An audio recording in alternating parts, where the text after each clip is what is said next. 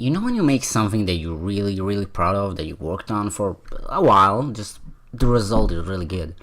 Just making something you know so many people will enjoy, so you're just gonna post it wherever there's no intersecting people to call you out for reposting yourself, you know what I mean? Have you ever considered charging $40 from everyone who wanted to retweet your post? Okay, so this time it's for the new Twitter update. This time it's for the Twitter Twitch plugin. This time it's for Instagram, whatever. Whenever you post that good thing you won once, you just needed to reapply a price tag. Ridiculous, right? Like, why would you ever do that, and who would even buy that? Well, if you're looking for ridiculous, head right on to every non-Nintendo icon from the 8-bit era. I originally wanted to make this video about Mega Man as well, which allows me to still have him in the thumbnail, but turns out even with all legacy collections Capcom is known to release, they tend to just go for one or two a franchise. Tend to. Anyway, let's get into the blue blur that is the re-release history of a single game, Sonic 1. Let's start with the very first Sonic the Hedgehog, released in June 1991. It was the first Sonic game, and there's nothing need to add on it besides stating the fact that you all know that, yeah, it made SEGA big, and Kickstarter legend, big surprise, yada yada. Lesser known fact is that the first quote-unquote ports of Sonic 1 were released in 1991 for the Master System and Game Gear, the less powerful 8-bit console that SEGA made. The game was really different. Like, besides the level themes and names, all levels were really redesigned to be a bit more, well, heavy hitting for the consoles, which were indeed underpowered, so they focused more on platforming and less on speed showcases, but they were still really good. And the Chaos Emeralds were in the levels and on the spatial stages, which, again, couldn't run on the inferior consoles, or were just too large. Whichever it was, the game was a very different game, but it was under the same trademark, which, let's just introduce our friendly old trademark counter, and you'll understand why in a second. Off we go to the first proper Sonic-only collection with Sonic Classic 3-in-1, which was a simple Sega Genesis or Mega Drive, but I won't address this every time, game pack, which holds the first two Sonic games and Dr. Robotnik's Mean Bean Machine. It's a simple enough combo pack, nothing really interesting, but ding.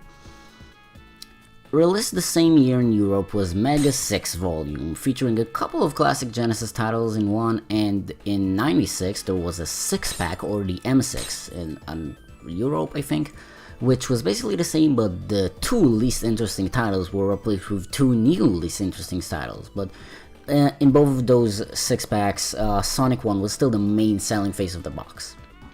Havoc really begins in 1997, where the official Sonic & Knuckles collection for Windows came out. Weirdly enough, this specs that it has 3 games included, which are Sonic the Hedgehog 3, Sonic & Knuckles, and Sonic 3 & Knuckles. And it also had special stage mode, but that was just a blue sphere minigame. What's weird here is that even though you didn't really lose any gameplay elements besides I think a few bosses and music from combining Sonic 3 and Sonic & Knuckles behind that a mouthful. So I don't really see why is there a need to leave the first two as separate games. Maybe just justifying a PC port of a combo 3 years after the launch of Sonic & Knuckles? Who knows? The weirdness continues with the fact that the same year, 3 months later actually, Sonic Jam came out for the Sega Saturn. This is technically Sonic's first 3D appearance, with a fully modeled hoverboard that you can run around in with all Z, X's and Y's you could ever want. This was just a controls test for the Saturn really, as many cancelled Sonic game videos can tell you. Click the card now or at the end of the video to watch one. Anyway, Jam held all 4 Sonic games for the Genesis without Sonic Spinball or CD, but that didn't stop the sales. The fact that Sega Saturn was trash did stop the sales, but that's for another day. We've arrived at the modern 2001. Capitalism is starting to tickle the toes of the video game industry, and I was born. But a bit before that, on January 31st, the third Sega Smash Pack came out for the Dreamcast, including games like Altered Beast, Golden Axe, other things they didn't play, Streets of Rage 2, and of course, Sonic the Hedgehog. The Sega Smash Pack was already a thing for the past 2 years on the Saturn, and Smash Pack 1 and 2 even had Sonic Spinball and Sonic 2 respectively. Weirdly enough, the Smash Pack trademark continued for 1 more year until the Game Boy Advance Smash Pack, and Sega never came back to this concept after that. Because they were too busy making a new trademark for Sonic Mega Collection on the GameCube. After the discontinuation of Dreamcast, Sega just held to what they knew best, the one thing that worked. Sonic Mega Collection included Sonic the Hedgehog, Sonic 2, Sonic Spinball, Robotnik's Bean Machine, Sonic 3, Sonic & Knuckles, and Sonic 3D Blast, as well as some unlockable games are not from the franchise. This trademark of a Mega Collection was so good that it held on for a bit over 2 years. Yeah, crazy. It was relaunched as Sonic Mega Collection Plus. And added 6 Game Gear 8-bit games, one of them being Sonic 1, so you could finally play 8-bit Sonic and 16-bit Sonic on the same disc. Now that's the dream collection right there. Oh. In 2005, Sonic Gems Collection, yet another trademark, so ding, was released for the PlayStation 2 and the GameCube, and with more obscure picks this time, which led to confusion and low reviews calling the games obscure and weird, and not worthy of a collection. It seems back then that not many people picked up on the fact that there were already over 6 re-releases of the big games. 2006 gave the world the first GBA Sonic Genesis, because Sega has shown no signs of consistent naming conventions yet, and spoilers, they really never do.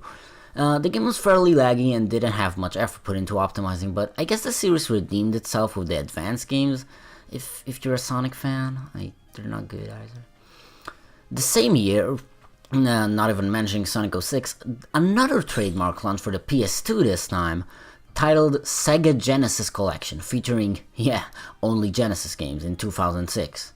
Same year as Sonic 06, where by now you had time to see what made the games you keep remaking good and just make a new one. Come on, step it up. Sonic Mega Collection Plus comes out for a final showdown on PC in 2007, along with direct ports of Sonic 1 by itself for iOS and Xbox Live Arcade, and Christian Whitehead, story, yada yada, kickstarting Mania. You know what this started. I'm not every video on Mania.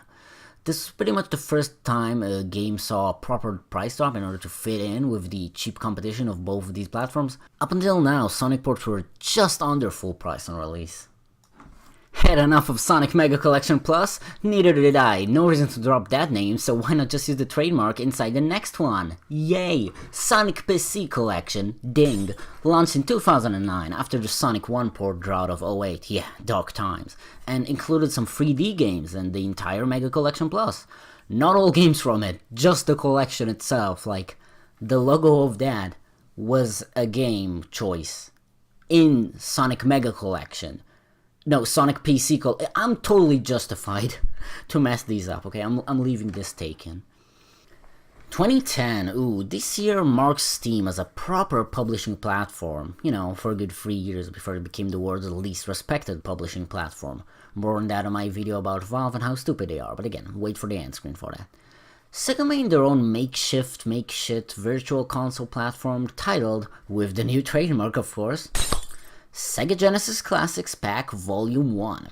This was also accompanied with the very differently named releases of Sonic Classics Collection on the DS and the very epically titled Sonic's Ultimate Genesis Collection for PS3 and Xbox 360, all with their fair shares of other collections packed into them.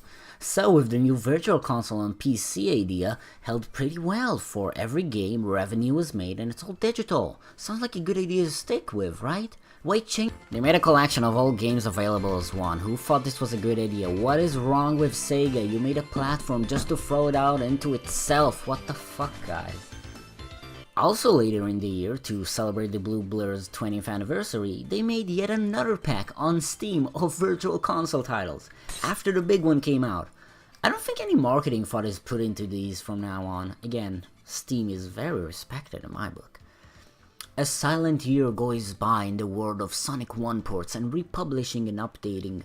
God graces us finally with Sonic 1 on the 3DS as part of a new program to digitally sell all titles. Are you seeing the problem? Sega 3D Classics.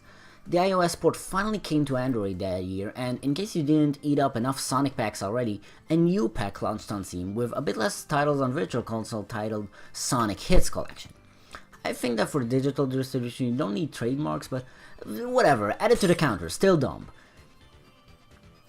2015, they followed the 3D Classics program to fuck over once again everyone who ever made a purchase on the new platform and released one cartridge with all games so far, titled simply SEGA 3D Classics. They got backlash last time, which made news titles, which made money somehow. Wahoo! Let's repeat!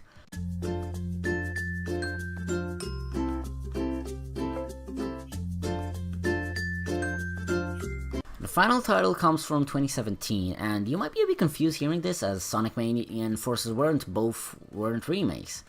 A separate new SEGA program launched called SEGA Forever for mobile platforms, which will push out old games every so often with their own price. This is a recent program, so we'll have to wait until this one shuts down and pisses in our faces, since who knows when. SEGA Age is coming to the Switch in 2018, yoo-hoo! What a mess. A blue blur, if you will. Woo, made that joke twice already. Anyway, that's really it for this horrific mess. And what's our crown for trademarks?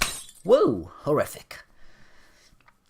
So, the real question I have is, why wouldn't you bother making so many trademarks, so many games, and not just like, okay, here it is again, here's the same, like, name. Or make one collection title and not SEGA Ages, SEGA Forever, SEGA Mega Collection, SEGA Mega Collection, big old Genesis guy. You can't just, why, it's not that you can't, but why? Why have them all? Okay, this is enough babbling for me. I'm just gonna end the video here. Thank you all a lot for watching. This is a very stressful week for me. There's a lot of tests coming up, like, oh damn, just looking at my calendar and oof, it's a blue blur comedy. So yeah, videos might be coming late or not coming, but I still believe I'll make one next week, because who knows really? It's still Sunday. Like, I haven't started working on next video at all, so who knows? Thanks for watching, thanks for listening. This was weird, but I had fun. Hope you guys did too. Bye.